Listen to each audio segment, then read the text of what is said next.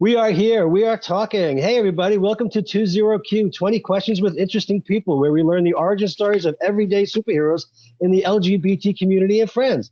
I am your host, the very handsome Tim Kirk, and our guest this time is raconteur, bon vivant, and man about town, Cédric Amoyal. Hi, Cédric. Tim, how are you? Fine. Thank you very much. We're going to start right away and get into the first question. A bit about your background. Where are you originally from, and what was it like? I'm a bit of a mutt, actually. Born in Paris, France. Really? Wow. Yeah, that's where you get the name Cédric.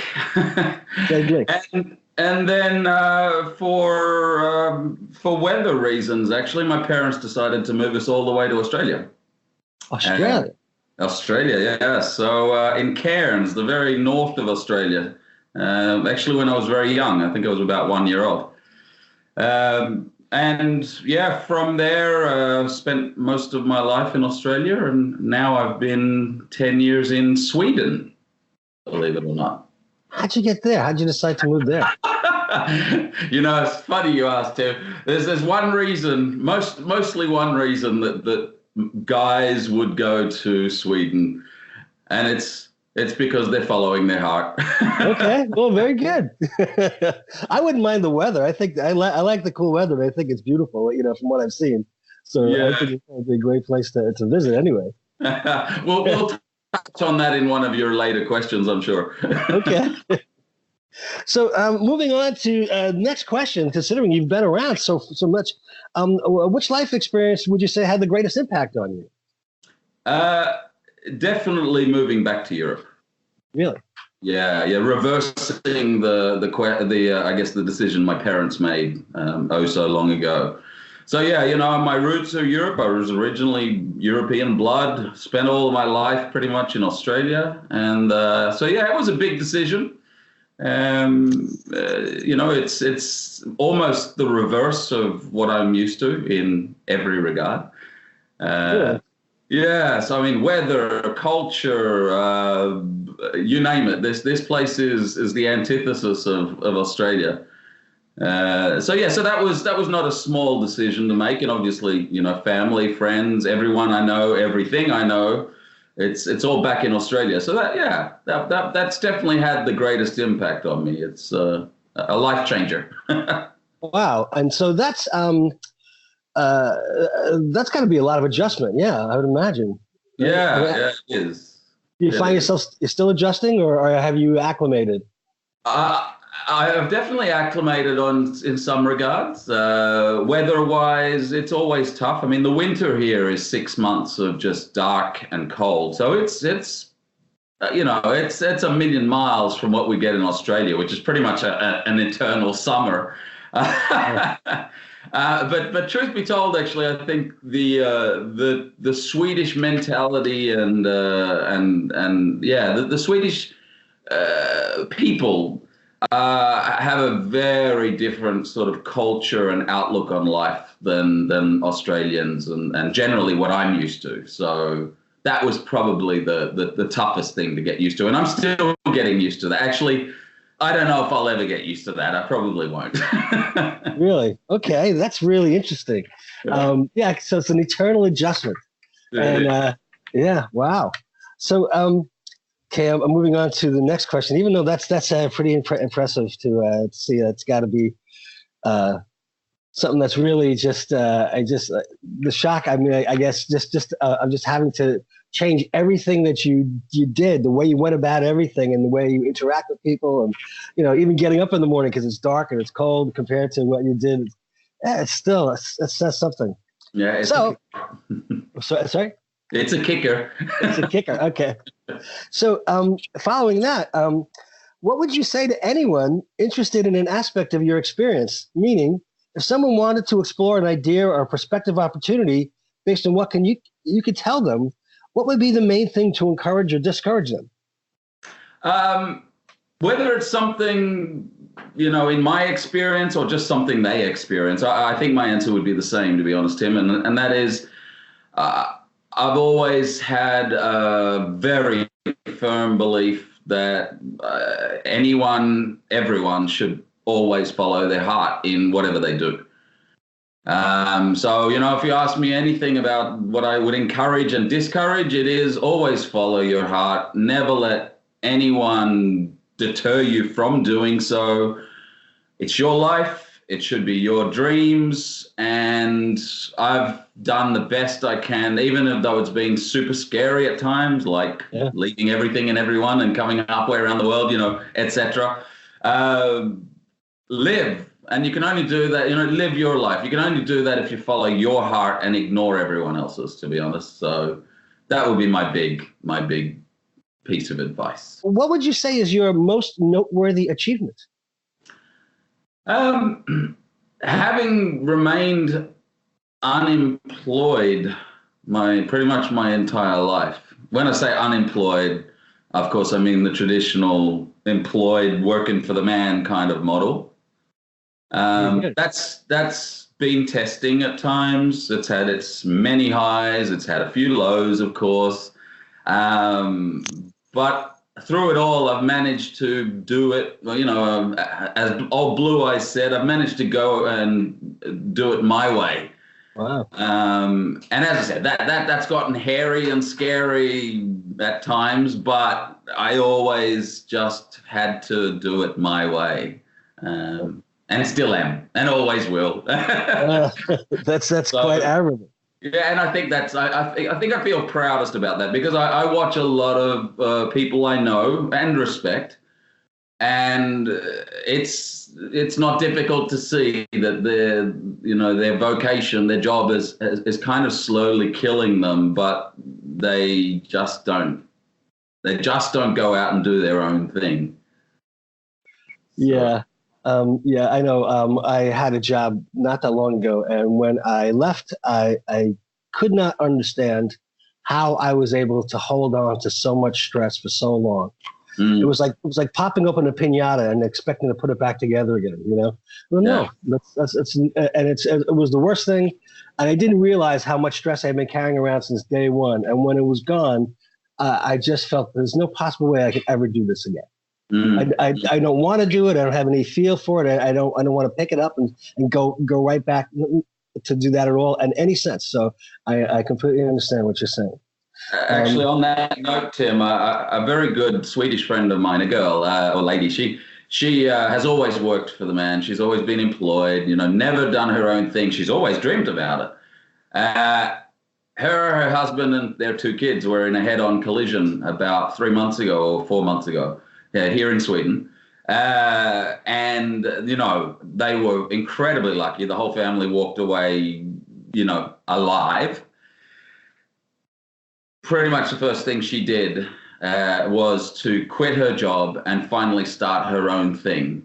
Yeah. And, that's I don't want to, I never wanted to wake up dead one day and realize I always had that dream and never did it. So, but for many people, it takes a life-shattering thing to happen before they might wake up to themselves and do it before they're dead. But most, unfortunately, they're on their deathbed and realize they should have.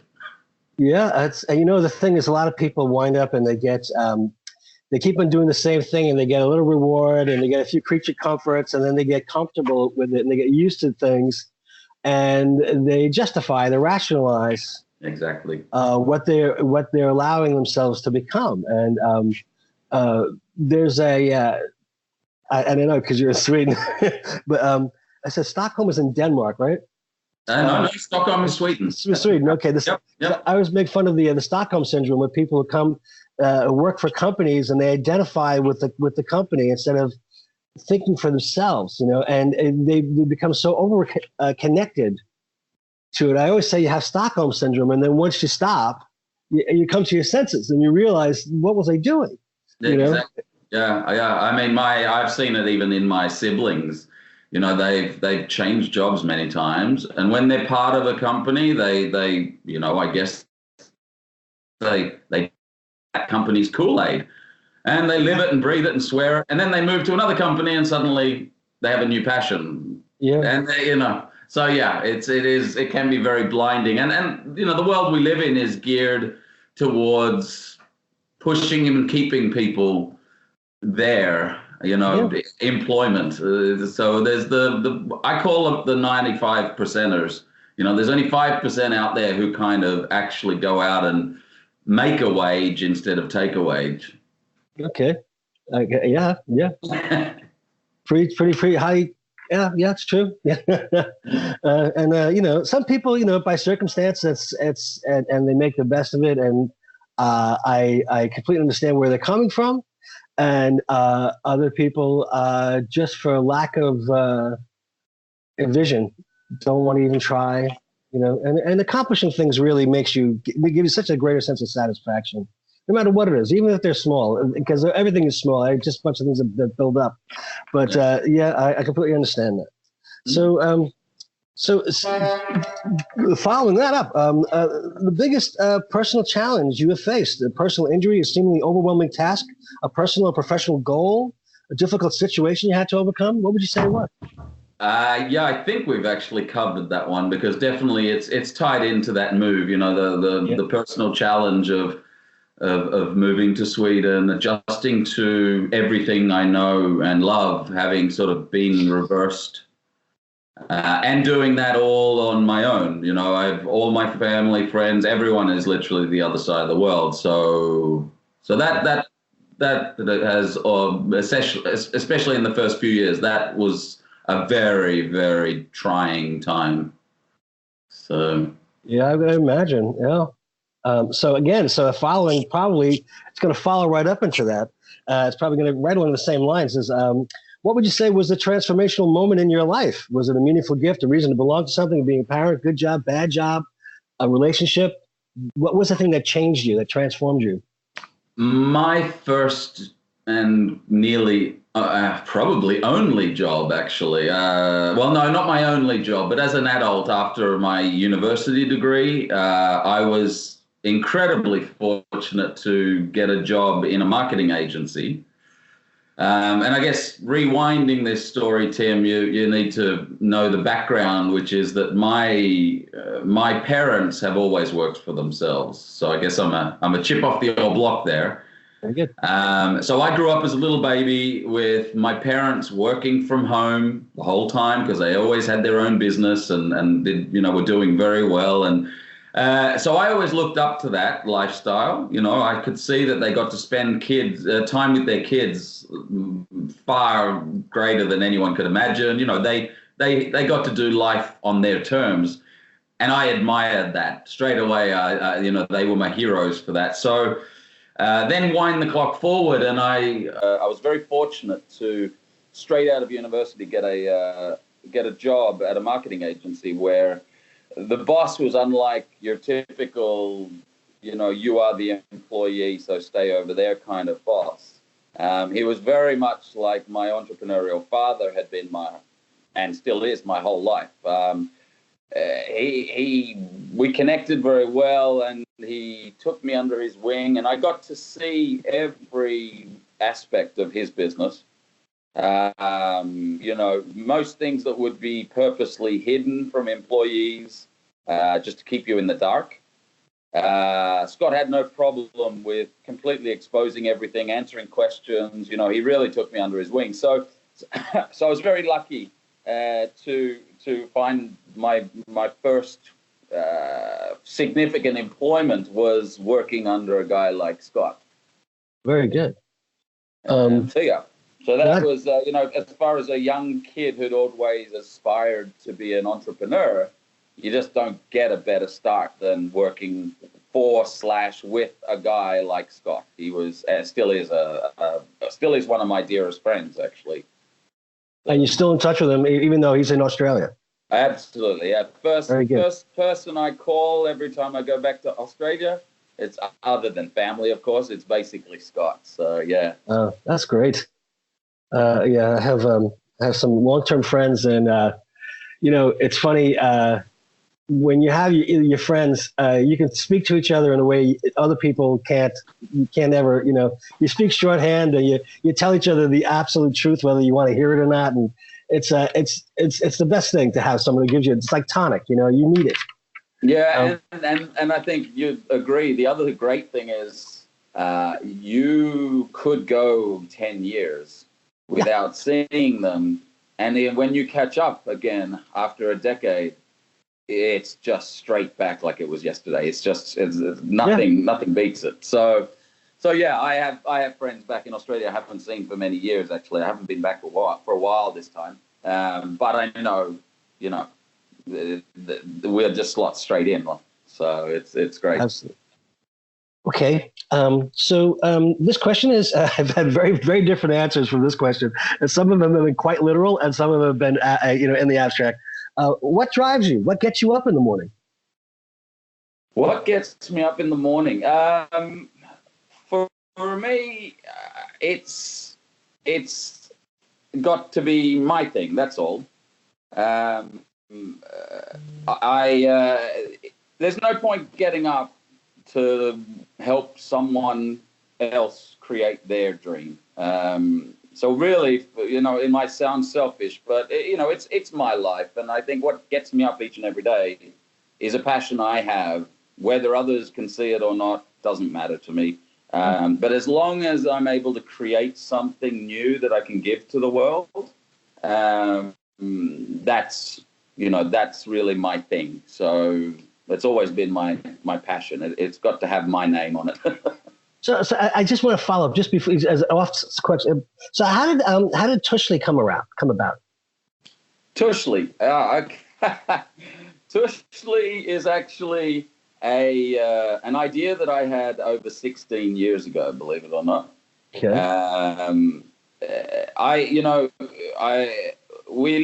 When I grew up in the 70s and 80s, it was very much, we still had apartheid. We were still, believe it or not, we were still guillotining people's heads off in France when I was a young kid. I mean, it's amazing that the things that I grew up with as a kid, quite a interesting turning point in human history, I think. And one of those things was there was a lot of homophobia. So you would get to hear as a young kid a lot of terms, derogatory terms, for gays and lesbians predominantly, because I think back then actually other sexual orientations were not so spoken of or mainstream, if you want to call it that. Whereas gay and lesbian was obviously well known and understood sexual orientations. Yet they were. Back then, they were far too commonly spat at, especially with derogatory terms. Yeah. And so you grew up with these terms, which, sad to say, were such commonplace that they didn't really didn't really affect you until I got to be older and started to look back at that and think to myself, that's really effed up. Like, those, these terms, this is what we as people do when we see other people we can't understand immediately. We just find really nasty terms to throw at them, to shame and ridicule them. And then that didn't never sat well with me. I hate majorities picking on the minorities. I just think it's such a bully thing. And if there's one thing that grinds my teeth, it's bullying. So it kind of sat with me and it just kept lingering. And then I realized these terms now, 20, 30 years later, they could actually, they actually are kind of funny in their own right, if only one would shine the light on them in a less negative way. Okay. And then I realized, hold on, there's something there. Let's tell anyone who's ever used those terms, let's tell them that, you should really have a good hard look at yourself, because, that kind of thing should stop. And the best way to fight fire, in my belief, has always been with fire. You disarm them if you kind of use their weapons against them. That's true. Africans, Americans have done it. right? I mean, no one can use the N-word except basically them now, and they use it as a form of unity or solidarity together. You've got the Jews did it with the pink triangle. I'm not sure if you're familiar with that story, but back in the Holocaust days, the pink triangle was a symbol to flag and shame homosexual Jews. Nowadays, the pink triangle is, again, a reclaimed form of empowerment for gays and lesbians, etc. So those that kind of inspired me, and I realized that 16 years ago it actually felt too early, too big of a jump. Though I didn't feel in my gut that the world would accept it the way it should be accepted. But then around Christmas time, I realized, no, the world is perfectly poised for this. So I basically launched. I worked with my designers, and we picked my favorite 10 characters. We've got Butt Pirate and Pooh Jabber and so forth. And I just thought those could be turned from weapons of hate tools of hate into weapons of love and compassion and laughter. So that's what we did. We put them on a range of T-shirts, and our key character is this little Tushly Butt, who also happens to be an upside down heart shape. We've done little subtle things like injected the pride flag into every single scene, etc. Not many people have picked up on that, but some have. So there's a little inside tip for you. There you go. Yeah, so that's kind of it's been a 16-year story in the making, that one. Well, very good. That's really interesting. So because you're doing this, what's the first thing you want to come to people's minds when they think of you? What a funny SOB. That's for me, laughter is life. Laughter is laughter. It's just, I love making people laugh. I love people making me laugh. Life is very serious without my help. So I figured, if I'm going to stay young, I'm going to do it by laughing my way through it. And, that's very good. And most people who know me they know I can be serious. I just rather not. So then, what is your Zen? My Zen would definitely be spending time with my partner and probably doing hot yoga. Those are my really centered moments. Okay. That's it. Okay. Yeah. I'm an Irish sweater, so I'm always hot anyway. Okay, so here's the question that I've gotten very, very different answers from. Some people say they haven't even gotten there yet, and other people have given me very detailed responses to this question. And the question is, this is the last of my 10 questions. The threshold. Everyone has crossed a threshold, and it's it's the point when there's no going back. And how did you know when you have arrived there? How did it feel to cross it? What was the significance to you? What did you leave behind? What are you glad you left behind? And what do you regret leaving behind? Yeah, good question. Well, for fear of sounding like a broken record, I think, like I said, that threshold for me was getting on the plane and leaving Australia, knowing I would probably never call Australia home again. I mean, of course, in my heart it's home, but logistically, it's the other side of the world. That was huge. I knew before I got on the plane that this was going to be a no going back, hell of a journey, roller coaster ride, and it has been. So that was the big one. And what did I leave behind? Well, hell, Tim, I left behind everything. Yeah. But I discovered, my boundary. I left behind my boundaries as well. So is that what you're glad you left behind? Absolutely. Literally breaking out of your comfort zone to that extent, it's incredibly liberating. It's scary as shit, pardon my French, but it's incredibly liberating. So anything you regret leaving behind? I mean, you always regret your family and friends. Yeah. You know, I've got relationships back there you could recreate in a million lifetimes. So, you know, that's a tough one. And then, of course, there's, you know, the weather as well. Yeah. I regret leaving the sun behind. Oh, man. Okay, so now we're going to get to your 10 questions. Okay. Which question first would you like to answer first? Let me just check which one I have here. Strongest bond forged, number 19. Okay, what's that one? Yeah, my strongest bonds, actually, there's two of them, and I call them my doppelgangers because the three of us are like three peas in a pod. We're just incredibly, you know, we finish each other's sentences, we read each other's minds, we almost live each other's lives. It's funny, when you go all the way alone to the other side of the world, you forge relationships with, you know, anyone who's similar to you.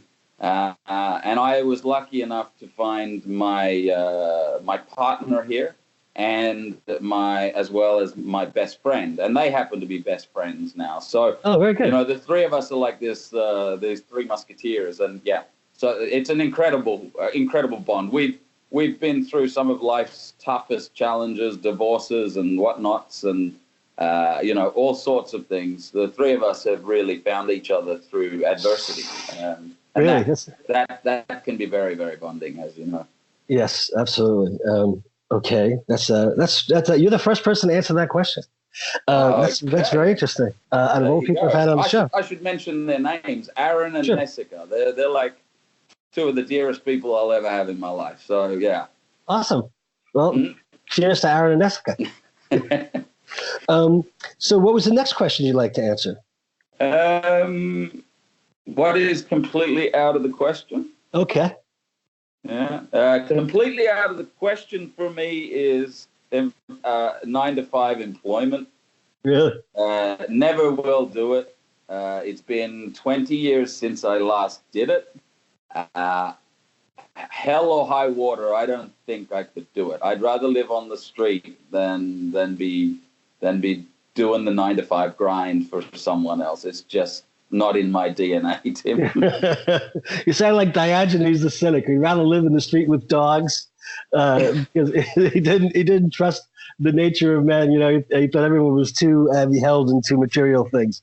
You know? Yeah. So that's out of the question. I just couldn't do it. I toyed with the idea at one point when things got a little tough. And before I went too far down that road, I literally kicked myself and looked in the mirror. I said, what the hell are you thinking? Like, this is not you. So I just stopped. You know, I was at final interview stage for a job, quite a good job. I managed to get, you know, right down to me and one other guy, basically, for a position that most people would be, you know, consider highly sought after. And I just realized I'm getting really close, and why am I not feeling excited like everyone around me? And then I realized, because this is what you hate, not what you love. Leave now before you get sucked in. And I did. I just literally turned around and said, yeah, sorry, I'm going to have to pull out. I lied. I said, I've got another offer, just so I wouldn't look like the weirdest person on planet Earth. So you went this far just to basically say you don't want the job. You know? So, yeah, no, I've got another offer, but thank you very much. And then I went back to, you know, no job, but no job. Wow. So, yeah. Okay, so that's pretty impressive. I mean, that's pretty gutsy. So next question. Or stupid, one or the other, or maybe a subtle combination of the two. Well, people, you know, I think people scratch their heads when you start doing something new because they're so used to seeing you. Because, you know, the last thing anybody wants you to do is change because it forces them to readjust. And everybody wants you to be exactly what they're used to, who you are in their mind. So very few people will meet you with enthusiasm when you want to make a change, you want to do anything. So I can see that you have to really, really be resolute, and I think that's quite admirable, actually. Thank you.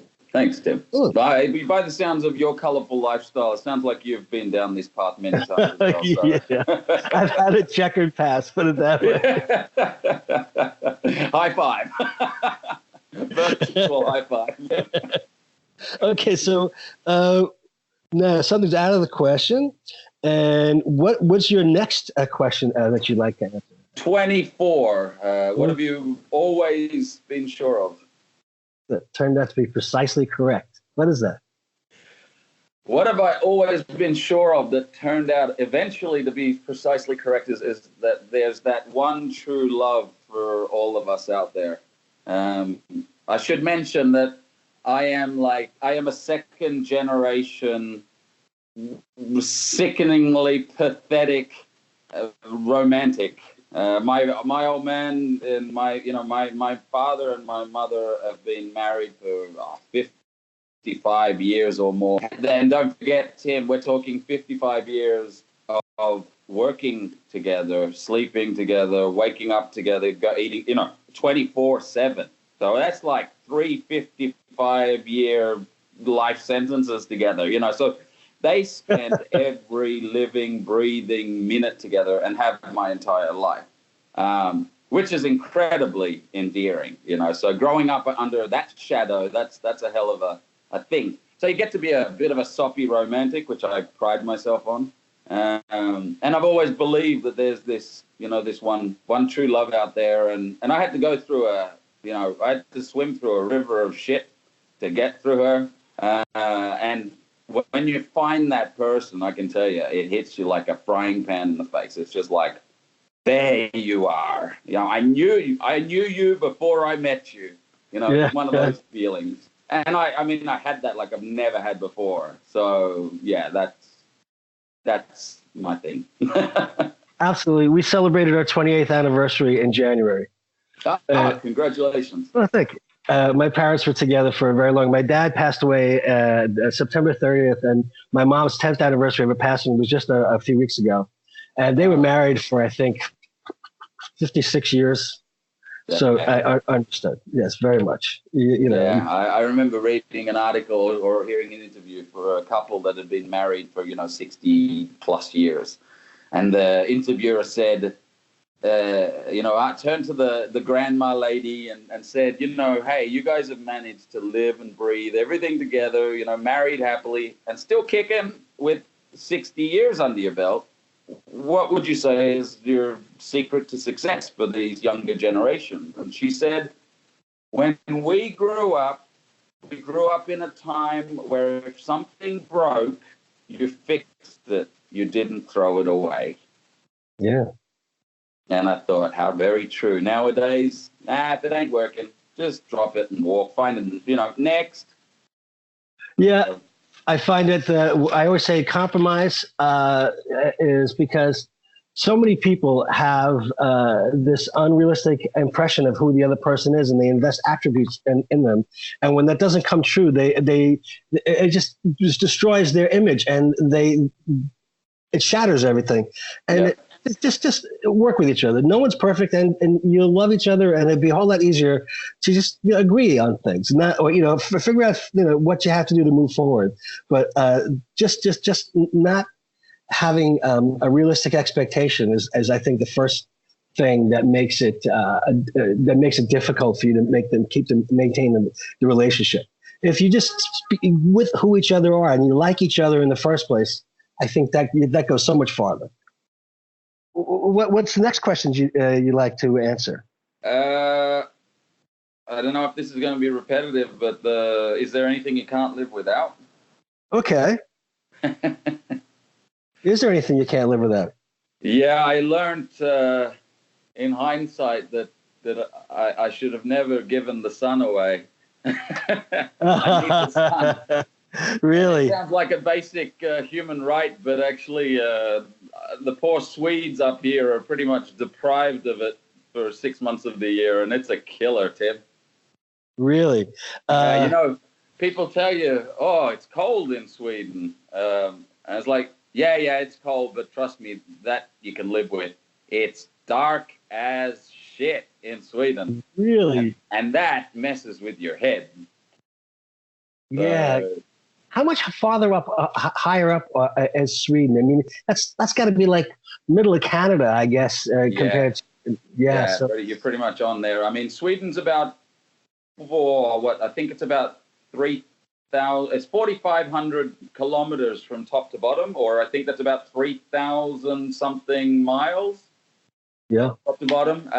Yeah, because I think New York is on same latitude as Madrid, I think. So, I mean, that's how much farther south we are than you. Right, yeah.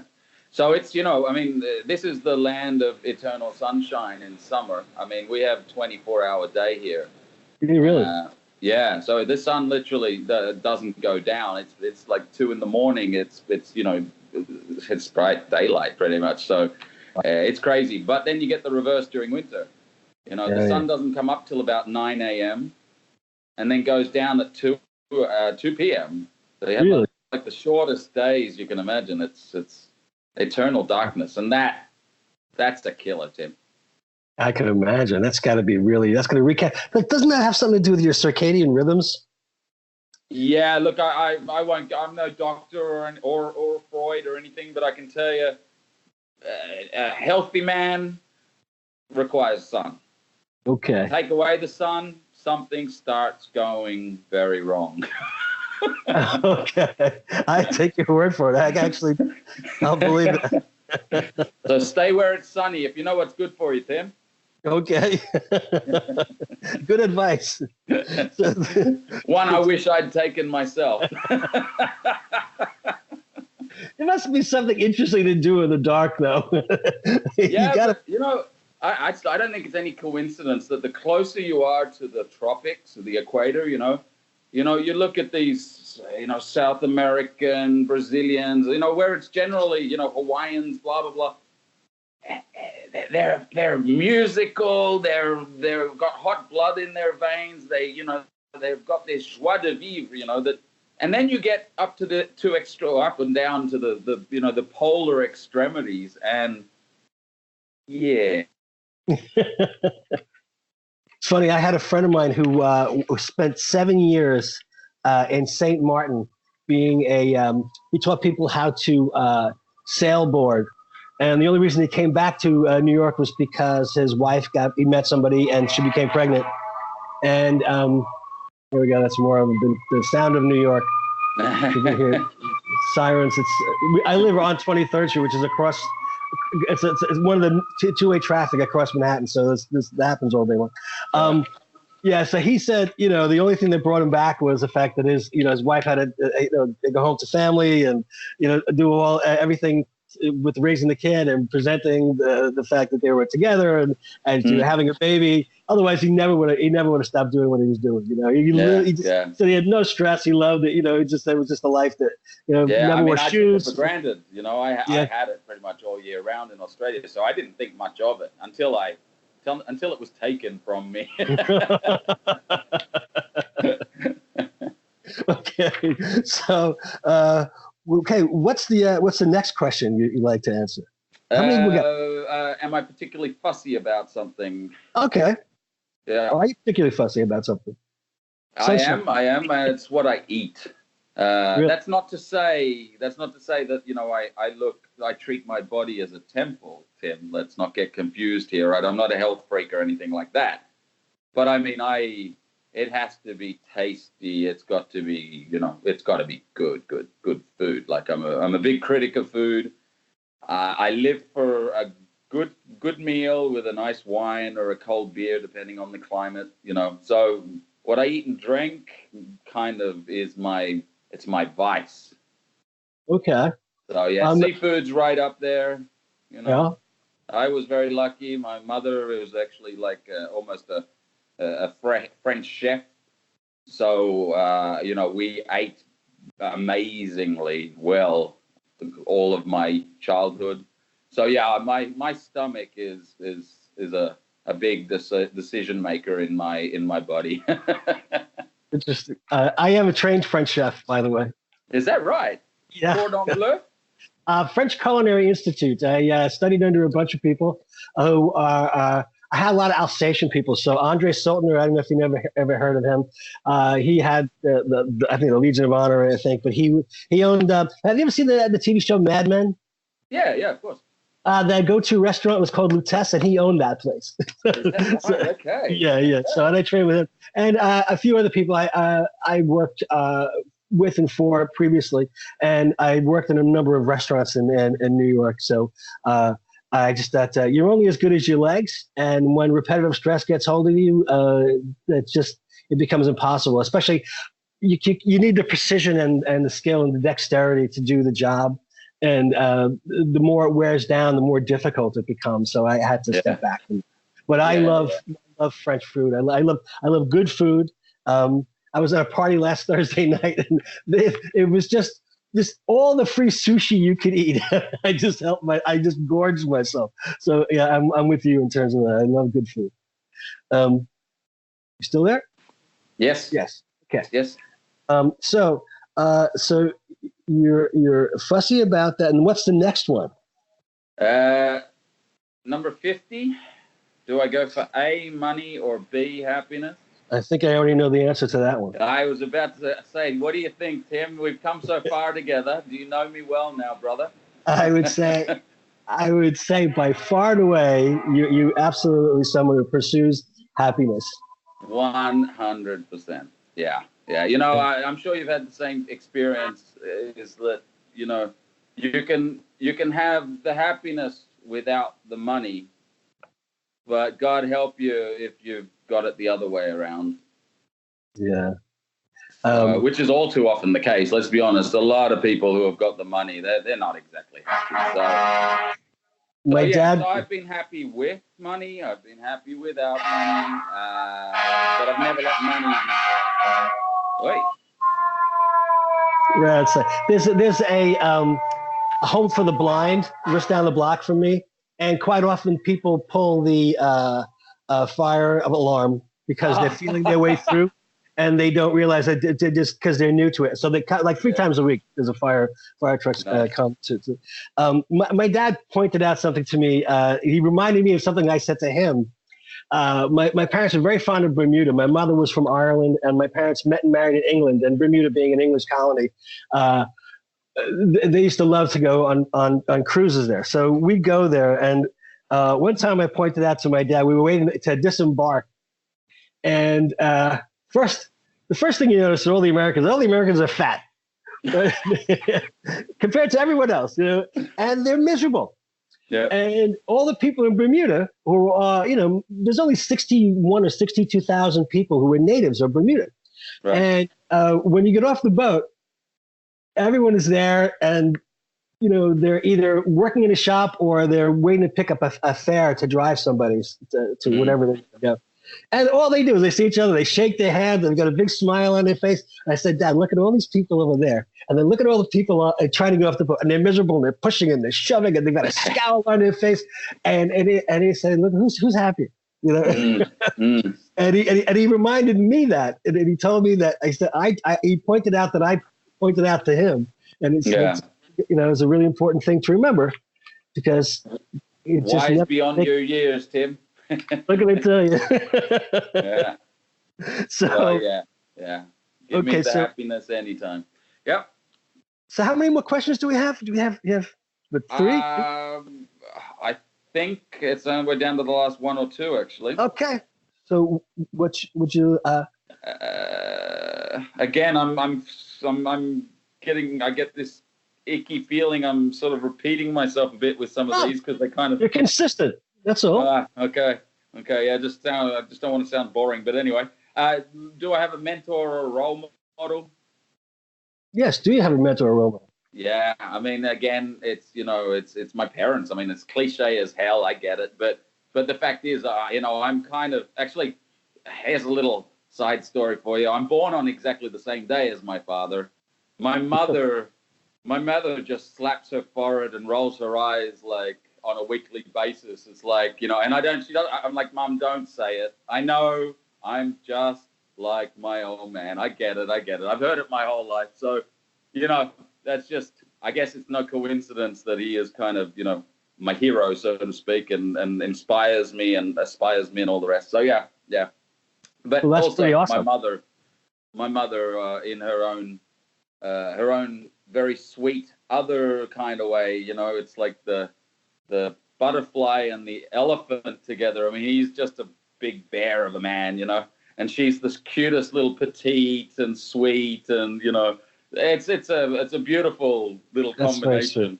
Yeah, that's fantastic. So I like to think I'm the best of both, Tim. Well, that's terrific. So do we have one more question, or is that the end? I think that might be it. I had this one, which is your favorite weather, but do we really need to go there, Tim? You know what? Let's just throw that in anyway. So many people like to tell me about that, especially people here who I've interviewed. Most of the people here have told me that their favorite weather, because New York is so humid, they always say their favorite weather is the autumn, the fall, because it's crisp and it's cool. Because we sweat so much here. It's not just warm; it's warm and sticky. So they love the cool, crisp weather. But I have a funny feeling. Yeah. You're nearly making me cry there, Tim. It brings back fond memories of Australia. Give me sunny, hot, full stop. End of story. I mean, that's one of the beautiful things about my decision to, come back to Europe, which is, we're talking literally like 100, different worlds over here. So nearly in the dead of winter, you can take a 4-hour flight and be in, almost tropical weather. So that's its one saving grace, is there is escape. There is sun to be found, and it's not too far away. Very good. So I'm going to end it as we always end, because that's the end of our 20 questions. Cédric, I thank you, as I thank everyone else. And as we end the show, as I always do, as the kiddies say, peace out. Thank you, Tim. That was a blast, brother.